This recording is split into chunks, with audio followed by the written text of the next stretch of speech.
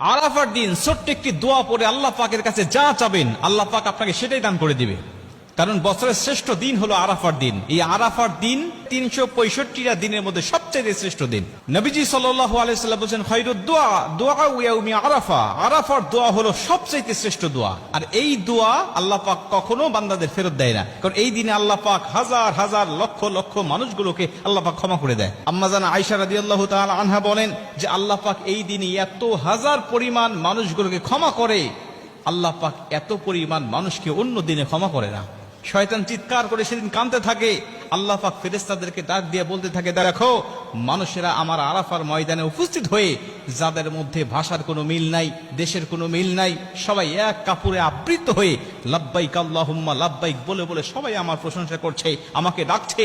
আমি আল্লাহ পাক তাদের সবাইকে ক্ষমা করে দিলাম। আর আরাফার ময়দানে উপস্থিত হওয়ার পরে কোনো হাজির কোনো গুনাহ থাকে না। কেউ যদি মনে করে আমার গুনাহ আছে, তখন থেকে তার নতুন করে গুনাহ শুরু হয়ে যায়। প্রিয় ভাইরা আমার, আপনি ওই দিনে আল্লাহ পাকের কাছে যদি ক্ষমা চাইতে পারেন, ওই দিনে রাসূল সাল্লাল্লাহু আলাইহি ওয়াসাল্লাম একটি দোয়া পাঠ করতেন। সমস্ত নবীরা ওই দিনে একটি দোয়া পাঠ করত। ওই দোয়াটা আমরাও পাঠ করব। আমাদের যাদের তৌফিক হয়নি, আমরা যারা যাইনি সেখানে, আমরা নিজ নিজ দেশে থেকেও, নিজ নিজ এলাকায় থেকেও আমরা যদি দোয়াটা পাঠ করে আল্লাহ পাকের কাছে ক্ষমা চাইতে পারি, আল্লাহ পাকের কাছে কিছু চাইতে পারি, আল্লাহ পাক আমাদের খালি হাত ফেরত দিবে না, আল্লাহ পাক আমাদের দোয়াটাও কবুল করে নেবেন।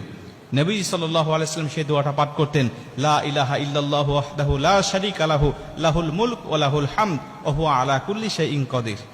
লা ইলাহা ইল্লাল্লাহু ওয়াহদাহু লা শারীকা লাহু লাহুল মুলক ওয়া লাহুল হামদ ওয়া হুয়া আলা কুল্লি শাইইন কাদির। নবীজি সাল্লাল্লাহু আলাইহি ওয়াসাল্লাম আরাফার দিনে এই দোয়াটা বেশি বেশি পাঠ করতেন। নবীজি বলছেন, আমার আগে সমস্ত নবীরাও এই দোয়াটা বেশি বেশি পাঠ করতেন এই আরাফার দিনে।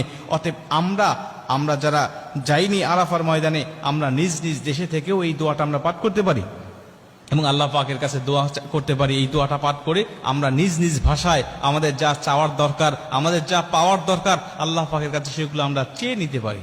আরাফার দিনে যেহেতু রোজা রাখার একটা ফজিলত আছে, আমি যদি সারাদিন রোজা রাখা অবস্থায় এই দোয়াটা পাঠ করে আল্লাহ পাকের কাছে চাইতে পারি, বিশেষ করে দোয়াটা পাঠ করে আমি 2 রাকাত নামাজ পড়লাম, নফল নামাজ পড়ে আল্লাহ পাকের কাছে আমি সেজদায় পড়ে কাঁদতে লাগলাম, রব্বানা আতিনা ফিদ দুনিয়া হাসানাতাও ওয়া ফিল আখিরাতি হাসানাতাও ওয়া কিনা আযাবান নার।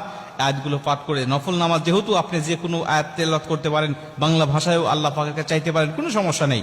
আপনি এই আয়াতটা তেলাওয়াত করে দোয়াটা পাঠ করে আপনি আল্লাহ পাকের কাছে কাঁদেন, আল্লাহ পাকের কাছে চান, কি চাওয়া আপনার, কি পাওয়া আপনার, কি ব্যথা আপনার, আল্লাহ পাকের কাছে বলতে থাকেন। আমার আল্লাহ আপনাকে নিরাশ করবে না।